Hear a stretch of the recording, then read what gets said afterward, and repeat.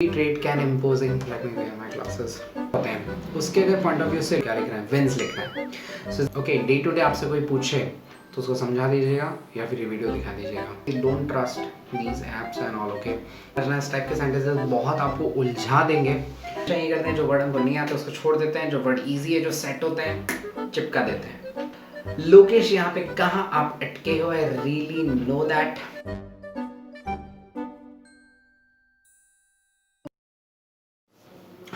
What's up guys, welcome back to the channel. I'm really sorry for this long break.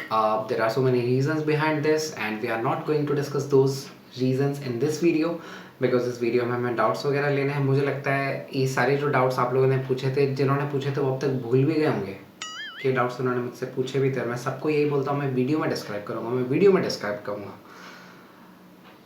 But बना रहे for the sake of my promise, you know. So without wasting any more time उन चीज़ों को discuss करते, let's dive into it. Okay guys, the first doubt is coming from Manish. Manish, आपने ये मुझसे I think सालों पहले पूछा था, जोक से पार्ट काफ़ी आई थिंक 1 महीना हो गया है। सो गाइस, मनीष का क्वेश्चन है, globalization along with free trade can imposing, let me wear my glasses. Sentence is globalization along with free trade can imposing affect the economies of developing countries by not giving equal playing field by adversely conditions which are unfavorable. Okay, तीनों जो highlighted word हैं उनको jumbled किया हुआ है उन्होंने, अपन को सही जगह से उनको सेट करना है, सही सही प्लेसेस पर डालना है। बहुत इजी है, देखो आंसर दिया हुआ है सी उन्होंने। मनीष ने मुझसे पूछा है कि उन्होंने डी ऑप्शन पिक किया था, वो क्यों नहीं हो सकता है। देखो डी ऑप्शन बनता है BCA, यानी कि ये एंड होगा वर्ड इम्पोजिंग के ऊपर। Now Manish try to understand everybody, impose verb transitive होती है, उसका एक ऑब्जेक्ट की ज़रूरत है। ओके, हम उस पर सेंटेंस को एंड नहीं कर सकते। ओके, हमको बताना पड़ेगा हम क्या इम्पोज कर रहे हैं। तो इन्होंने इसको सी को जहाँ प्लेस किया है वो सबसे लास्ट में प्लेस किया है।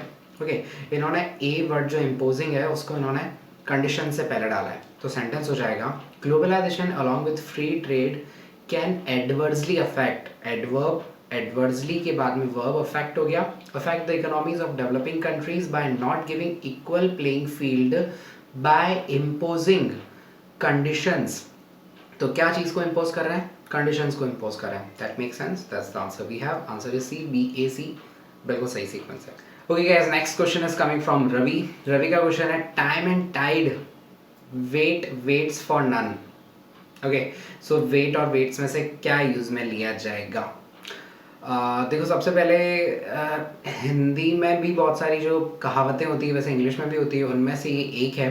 वैसे एक्चुअली जो सेइंग है वो ये है, time and tide wait for no man, but उसको थोड़ा बहुत मोल्ड कर दिया है। इंग्लिश इज़ वेरी फ्लेक्सिबल, उन्होंने चेंज कर दिया है। सो मैंने आपको बताया था ये दोनों सही हैं, मैंने आपको बताया था वीडियो में मैं एक्सप्लेन करूँगा इस चीज़ को।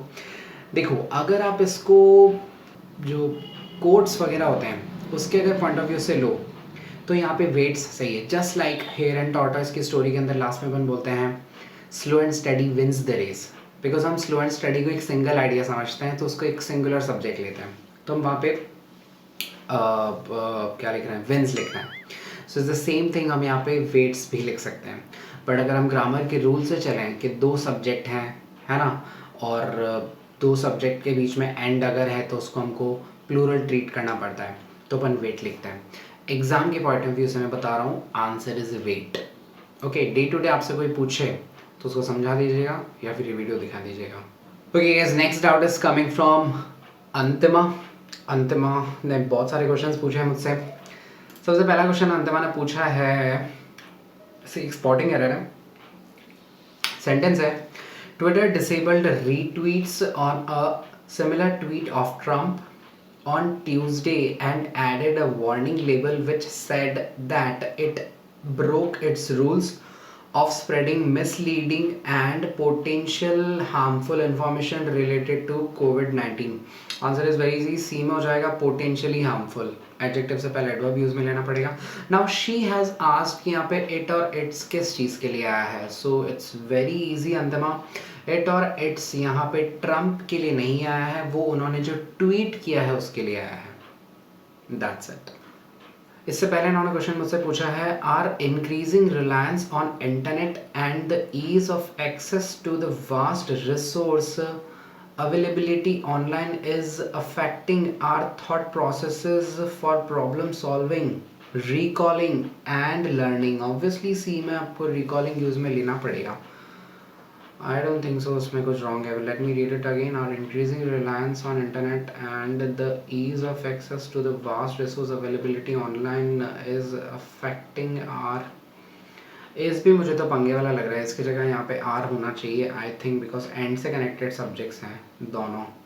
सो I think it should be are, और इधर रिकॉलिंग तो हुआ होगा. दैट्स व्हाई आई से don't trust these apps and all. Okay, इनका कुछ भरोसा नहीं होता है, कुछ भी दे देते हैं. Trust me. Okay, after Antima we have questions coming from Chaudhary साहब. चौधरी साहब के बहुत सारे questions हैं guys, n number of questions she has. So let's start. Okay guys, Chaudhary साहब का डाउट है, a striking blank from the debates is that the two parties do not just blank on solutions to policy issues, they do not even agree on what the issues are. यानी कि debate से दोनों parties के बीच में ये पता चलता है कि पॉलिसी इश्यूज़ के जो सॉल्यूशंस हैं उनके लिए वो एक दूसरे से सहमत नहीं है, बजाय कि वो इस बात पे भी सहमत नहीं है कि जो प्रॉब्लम्स हैं, जो इश्यूज़ हैं वो हैं क्या. ओके, स्ट्राइकिंग का मतलब यहाँ पर है बहुत ही डिस्टिंक्ट. फाइन. सो आंसर आपने लिया है डी डेल्टा. बहुत ही शानदार ट्रिकी सेंटेंस है गाइस, ये बहुत ध्यान से समझना है. इस टाइप के सेंटेंसेस बहुत आपको उलझा देंगे. सो बहुत ध्यान से समझिएगा सेंटेंस को. इन्होंने आंसर दिया है ई. अब देखेंगे डी रॉन्ग क्या होता है. अ स्ट्राइकिंग आपने लिया है, डी का फर्स्ट वर्ड है मैटर. मैटर का कोई सेंस नहीं है यहाँ पे. A striking takeaway from the debates is that. Takeaway का यहाँ पे मतलब है एक ऐसी चीज़ जिसको आप यहाँ से आप समझ सकते हो. That is the meaning of takeaway. Okay, a striking takeaway from the debates is that the two parties do not just disagree on solutions to policy matters. वो ना सिर्फ एक दूसरे से असहमत हैं, बजाय कि वो इस बात पे भी सहमत नहीं है कि प्रॉब्लम्स क्या है. दैट इज द सेंटेंस भी है. आप इसमें जहाँ पे स्टक हुए हो कविता वो ये है, I really understand that do not just यहाँ पे दूसरी लाइन में दिया हुआ है एग्री, आपने एज इट इज एग्री चिपका दिया, बट जस्ट और इवन वर्ड्स के अपने सेंस है, उनके मीनिंग है. So it's a very beautiful sentence guys. Answer is E, echo. Next sentence है, we do not our dreams because they do not with our perceptions of waking life. Waking life का मतलब यहाँ पे real life. Okay, आपने pick किया options B bravo. We do not accept our dreams because they do not mix with our perceptions of waking life. Easy words आपने pick कर ली. ई आपने इसलिए पिक नहीं है बिकॉज अप्रिशिएट, तारीफ करने के सेंस में आपने ले लिया फर्स्ट थिंग. सेकंड जो दूसरा वर्ड है कोरोबोरेट, उसका मीनिंग अपन को आया नहीं. सो हम हमेशा ये करते हैं, जो वर्ड हमको नहीं आता उसको छोड़ देते हैं, जो वर्ड ईजी है, जो सेट होते हैं, चिपका देते हैं. अंडरस्टैंड. यहाँ पे अप्रिशिएट का मतलब हमेशा तारीफ करना नहीं. अप्रिशिएट का मतलब है जस्ट लाइक आपने जो वर्ड लिया हुआ है, ऊपर जो वर्ड दिया है उन्होंने बी में फर्स्ट वर्ड जो दिया हुआ है, वही सेम मीनिंग यहाँ पे अप्रिशिएट हमें दे रहा है. ओके, सो सेंटेंस हो जाएगा, we do not appreciate our dreams. हम उनको रियल लाइफ में हम उनको साथ नहीं लेके चलते हैं. मतलब कोई ड्रीम आता है तो अपन ऐसे नहीं उसको लेके बैठ जाते हैं कि नहीं ये तो सच होने वाला है, ऐसा नहीं है. So we do not appreciate our dreams because they do not corroborate का मतलब होता है मैच होना, सपोर्ट करना किसी को. That is the meaning of the word corroborate with our perceptions of real life. Real life बहुत डिफरेंट होती है, सपनों की दुनिया बहुत डिफरेंट होती है. फिल्मी dialogue. Next out is next sentence है इनका, बहुत बार करवा दिया सेंटेंस मैंने. Okay, the comedian enthralled everybody with his quick wit. जो कि एरर है यहाँ पे, क्विक विट ही नहीं लेंगे. क्विक एडजेक्टिव है, एडजेक्टिव के बाद में नाउन यूज में लेना पड़ेगा. विट होती है चतुरता, है ना, आपकी हाजिर जवाबी जो होती है, जो रेडियो जो कि इसमें बहुत ज़्यादा होती है, वो उनका विट होता है. Now understand, the comedian enthralled everybody with his quick wit as he had chosen. देखो गाइस, थर्ड फॉर्म चोजन है. Some people they say choosed, नहीं होता है. Just the right topic to warm up to the crowd. आपने इसका answer D लिखा है, सब लोग टू ही रॉन्ग करते हैं. मैंने क्लासेस में भी जब भी मैं समझाता हूँ इस चीज़ को, फिर हमेशा एक्सप्लेन करता हूँ, फिर एक्सप्लेन करूँगा. Just take the example from the Kapil Sharma show. Okay, वो जब भी स्टेज पे आते हैं कपिल, वो एक जोक क्रैक करते हैं. ऐसी कोई बात इंसिडेंट अपने गांव का या अपने आसपास के लोगों का ऐसा कोई जोक सुनाते हैं जिससे जितनी ऑडियंस होती है उसका ध्यान सबका स्टेज पे आ जाता है. That's what he wants. Okay, so मतलब यहाँ पे इसका मतलब ये नहीं है कि वो जो ऑडियंस है उनको वार्म अप करने का मतलब सबको ऐसे भी पीटी वीटी वो करवाना स्टार्ट करते हैं. That is not the meaning. वो चीज़ वहाँ फिजिकल सेंस में नहीं है, वो दिमाग से इंटेंजिबल सेंस है, जो उनके जो मेंटल स्टेट है उसको वो स्टेज पे लाना चाहते हैं. तो यहाँ पे मैंने बोला इंटेंजिबल सेंस में हमेशा प्रेपोजिशन यूज़ में लेते हैं. मैं क्लास में बहुत बार समझाता हूँ इस चीज़ को आपको. सो यहाँ पे warm up to the crowd is right. Quick wit आपको ठीक करना है. That's the whole idea we have. Next question coming from here is, sentence है, never before the students of India have so much been frustrated as today. जो भी sentence दिया हुआ है doesn't matter. Sentence का first word, this is very important guys. Whenever the first word of a sentence is not positive, it is negative, you have to interrogate the sentence. आपको sentence के tense जो verbs use में लिए हुए उसका interrogate करना पड़ेगा. तो sentence हो जाएगा, never before have the students of India so much been frustrated. ये रूल होता है इंग्लिश के अंदर, आपको हमेशा ऐसे ही करना है. Okay, so answer is B. That's very easy. आपने मुझसे पूछा था ऐसा क्यों है, it's very simple. Next question आ रहा है आपकी तरफ से. His first response to the objection raises was not a violent denial but an acknowledgement. His first response to the objection raised, जो ऑब्जेक्शन रेज हुआ उसके लिए उनका जो फर्स्ट रेस्पॉन्स आया था उससे ये पता चलता है कि वो कोई वायलेंट डिनाइल नहीं था, बजाय कि उनका एक एक्नॉलेजमेंट था. एक्नॉलेजमेंट का मतलब उन्होंने इस चीज़ को एड्रेस किया. That is the meaning of the word acknowledgement we have here. Okay, so the answer goes C. देखो, इज हो नहीं सकता, अल्फा को लात मार दो, डेल्टा को भी हटा दो, नहीं हो सकते बिकॉज वो प्रेजेंट के ऑप्शंस हैं, मतलब डी तो सेंसलेस ही है. और हैड नहीं आ सकता, बी में हैड दिया हुआ है. हैड बिकॉज पोजीशन के लिए आता है, यहाँ पे कोई तरह का कोई पोजीशन नहीं है, so we can not pick that option. Answer goes C. पास के लिए हो जाएगा. So answer we have. Next doubt coming from, the waiter insisted on us paying the bill as soon as the food was served. Answer आपने लिया है C, answer दिया है इसका D, our paying the bill. The waiter insisted on our paying the bill. देखो इसको हिंदी में translate करो. वेटर ने इंसिस्ट किया हमारे बिल देने पे. हमारा हमारे के लिए वर्ड यूज में लेते हैं are. It's that simple. Main जो गेम है इसके अंदर वो जेरेंट्स का है, जेरेंट्स के अंदर इतना डीप नहीं जा रहे हैं. सो वेटर ने इंसिस्ट किया हमारे बिल देने पे, हमारा भारत महान, आर इंडिया, ऐसा. सो sentence answer goes D delta. That's very easy. Next question is coming from you. The fans enjoyed meeting their film idol and getting his autograph. उनका autograph लेने में आपने आंसर लिया है ए अल्फा. The fans enjoying नहीं pick कर सकते हम सीधा, हम ing यूज में नहीं लेंगे यहाँ पे. सो रॉन्ग हो जाएगा यहाँ पे आपका आंसर. हम सीधा नहीं बोल सकते ना the fans going, the fans are going, the fans are coming, ऐसा हमें हेल्पिंग वर्ब यूज में लेनी पड़ेगी यहाँ पे. सो नहीं पिक कर सकते. आंसर इज ई जो दिया हुआ है वो बिल्कुल सही है सेंटेंस. नेक्स्ट डाउट है, to confront the threat of global warming it is imperative that we work all together. Guys this is very important question. Okay, इसको बहुत ध्यान से समझिएगा. To confront the threat of global warming it is important का same word imperative होता है. That we all work together, ऐसा sentence होना चाहिए. क्या सेंटेंस होना चाहिए? That we all work together, हम सब साथ में काम करें. तो हम सब के लिए उन्होंने जो वी और ऑल और ये सब इनको थोड़ा सेपरेट कर दिया. प्लीज़ ध्यान रखिएगा. मैंने आई थिंक आपको यहाँ पे ये बताया था ऑल टुगेदर एक सिंगल एल वाला आएगा. आई थिंक मैंने आपको ये बताया था. That's wrong, I am sorry for that. वो जो ऑल टुगेदर होता है सिंगल एल वाला विदाउट एनी स्पेस, उसका मतलब होता है कम्प्लीटली. वो यहाँ पे बिल्कुल गलत हो जाएगा. I am sorry for that. Okay, so answer will be fourth जो है मैंने आपको बताया था that we all work together, ऐसा.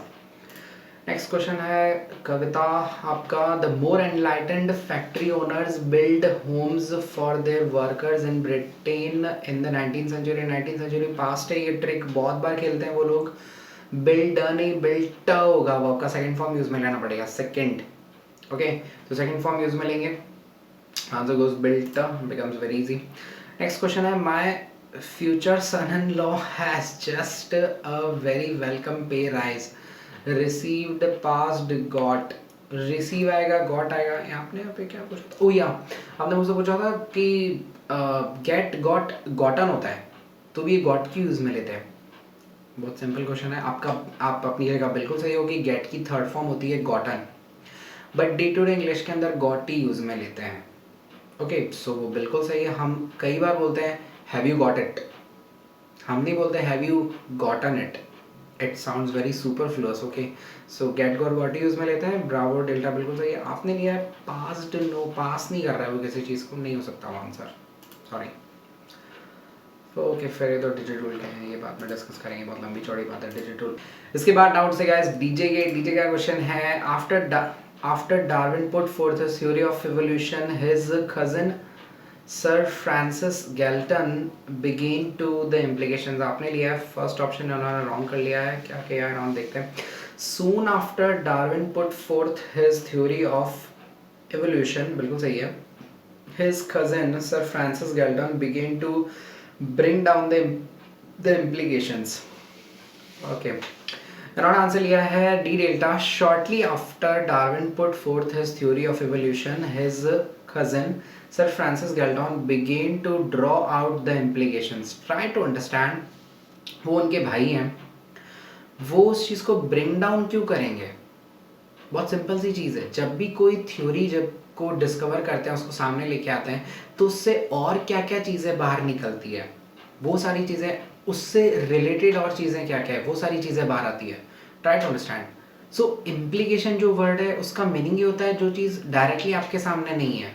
ओके तो वो सारे इम्प्लीकेशंस होते हैं जो आपके सामने आएंगे बट इनडायरेक्टली आएंगे, वो सारे इम्प्लीकेशंस हैं।